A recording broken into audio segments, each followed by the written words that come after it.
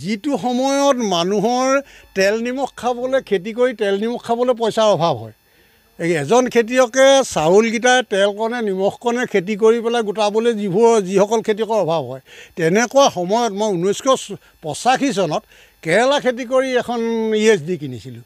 আৰু সেই ESDখন brand new ESD আছিল। মই যোৰহাট চিংঘিৰ পৰা কিনিছিলোঁ আৰু তেতিয়া লৈছিলে 18,692 টকা। মোৰ এইটো মনত আছে। মানে মই এজন সঁচা অৰ্থত একেবাৰে সৰুৰ পৰাই কৃষক, আৰু মই এটা ভাল কৃষক পৰিয়ালতে জন্মগ্ৰহণ কৰা এজন ব্যক্তি। আৰু মই 1990 চনত মোক প্ৰয়াত কুমাৰ দাসে এজন তিতা বেছি মিঠা পোৱা খেতিয়ক হিচাপে মানে তেওঁ যিখন প্ৰতিদিনৰ প্ৰস্তাৱনা সংখ্যা কপিত তেওঁ মোক স্বীকৃতি দিছিলে। আৰু তাৰ পিছৰ পৰাই মই নিজকে উভৈনদী কৃষক বুলিও কওঁ। আৰু মই মানে বিভিন্ন ধৰণৰ কৃষি কৰ্ম কৰি আগবাঢ়ি গৈ আছোঁ। আৰু মই বৰ্তমান অৱস্থাত মোক কৃষক হিচাপে পৰিচয় দিবলৈ মই ভাল পাওঁ, কাৰণ কৃষিৰ প্ৰতি মোৰ হেঁপাহ আছে আৰু কৃষি ক্ষেত্ৰত আমাৰ সমাজখন আগবাঢ়ি যাব আৰু আগবঢ়াই নিবলৈ মোৰ হেঁপাহ আছে। সেইকাৰণে মই নিজকে এজন কৃষক বুলি, মই এজন সফল কৃষক, মই এজন আৰ্থিকভাৱে সফল কৃষক, মই এই ধৰণে ক'বলৈ ইচ্ছা কৰোঁ।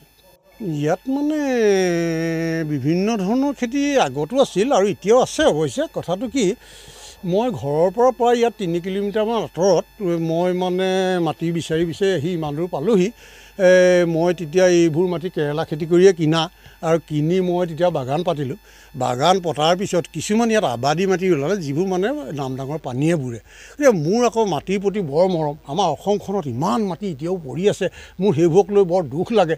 কাৰণ আমাৰ অসমীয়া ডেকা ল'ৰা বহুত আছে, বহুত জলাশয় আছে, আমি ধুনীয়াকৈ ফিচাৰী কৰিব পাৰে, ধুনীয়াকৈ অন্যান্য খেতিও কৰিব পাৰে। গতিকে সেইখিনিলে আমাৰ ল'ৰাখিনিয়ে মন নকৰে। কিন্তু মই এজন আদৰ্শ হিচাপে মোৰ ইয়াত মই যিখিনি মাটি কিনিলোঁ, প্ৰায় 30 বিঘা মাটি, এই 30 বিঘা মাটিৰ প্ৰায় 10 বিঘামান মাটি অলপ জ্বলা পানীৰ মানে পানী হয় তাত। গতিকেলৈ মই সেই মাটিখিনিত ফিচাৰী খন্দাৰ চিন্তা কৰিলোঁ। আৰু ফিচাৰী খান্দি দিয়াৰ পিছত তাত ডাঙৰ পাৰ হ'ল। সেই পাৰত মই মানে হাঁচি গছৰ খেতি কৰিলোঁ। হাঁচি গছৰ খেতি কৰি দেখিলোঁ যে হাঁচি গছ বৰ ধুনীয়া হৈছে, আৰু পুখুৰীটো বৰ ধুনীয়া হৈছে, পুখুৰীটো যথেষ্ট মাছ উৎপাদন হয়। তাৰপিছত মই দেখিলোঁ যে এই পুখুৰী পাৰতে যদি এটা চাংঘৰ সাজিব পৰা হয়, আমাৰ অন্ততঃ অসমীয়া কণ ল'ৰা ছোৱালীবোৰে চাংঘৰলৈ আহি অতি আনন্দিত হ'ব।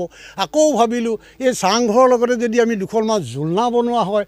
আকৌ ভাবিলোঁ নামলাংখনৰ নীলাপানীৰ মাজলৈ যদি এটা ঘৰ বনোৱা হয়। আকৌ ভাবিলোঁ ইয়াত মোৰ এজাৰ গছ আছে, এজাৰ গছৰ ওপৰত যদি এটা ঘৰ বনাই গোটেই ভিউটো যদি আমি লক্ষ্য কৰিব পাৰোঁ, তেনেকুৱা এটা যদি ঘৰ বনোৱা হয়। এতিয়া এই লিখীয়াখিনিও কৰিবলৈ যত্ন কৰিলোঁ, আৰু যিমান পাৰোঁ মই কৰি গ'লোঁ। আৰু মোৰ ইয়াত লেবাৰ কোৱাৰ্টাৰো আছে ইতিমধ্যে। আৰু মই মানে গোটেইখিনি জেগা মই খেতিয়ে পৰিপূৰ্ণ কৰি ৰাখিছোঁ বৰ্তমান। মোৰ কৃষিক্ষেত্ৰ আমাৰ এই মিছাজানৰ বিভিন্ন জেগাত আছে। গতিকেলৈ মোৰ এই বিভিন্ন জেগাত টোটেল 50 ঘৰমান মানুহ কৃষি কৰ্মত মোৰ লগত জড়িত হৈ আছে বেতনভোগী হিচাপে।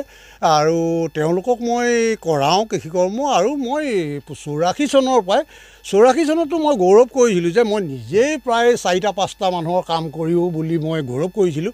আৰু সেইধৰণে কৰাৰ কাৰণেহে মই যথেষ্ট আগবাঢ়িও যাব পাৰিছিলোঁ। কিন্তু মোৰ এতিয়া এটা কথা দুখ লাগে, কৃষক বুলি কয় অথচ নিজে খেতি কৰিবলৈ লাজ কৰে। এইটো এটা বৰ ডাঙৰ দুৰ্বলতা আমাৰ অসমীয়াৰ মাজত।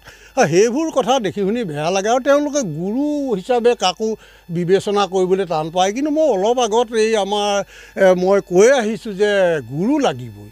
কাৰণ যিকোনো কথা, এটা কথা আৰম্ভ কৰাৰ পৰা শেষ হোৱালৈকে, তাক ফলৱান কৰি তোলালৈকে তাত যথেষ্ট মানে শিক্ষাৰ প্ৰয়োজন আছে। সেই শিক্ষাখিনি যদি নেজানে তেতিয়াহ'লে আধাতে সেইটো মানে নষ্ট হোৱাৰ সম্ভাৱনা থাকে। সেইকাৰণে মই কৈছোঁ যে গুৰু লাগিব, আৰু নিজেও কাম বন কৰিব লাগিব, আৰু কামো মানুহ লগাব লাগিব। গতিকে সমিল মিলেৰে মাজত খেতিটো হ'ব লাগিব। অকল যে যোৱা তোমালোকে কাম কৰা এইধৰণে ক'লে খেতি সম্ভৱ বুলি মই নাভাবোঁ। হয়তো বৃহৎ উদ্যোগীৰ ক্ষেত্ৰত বেলেগ কথা, কিন্তু আমি যিবোৰ ক্ষুদ্ৰ উপান্ত বা লাহে লাহে বৃহতৰ দিশে গৈ থকা যিখিনি কৃষক, আমি এইখিনি তেনেকৈয়ে কৰিব লাগিব বুলি মই ভাবোঁ।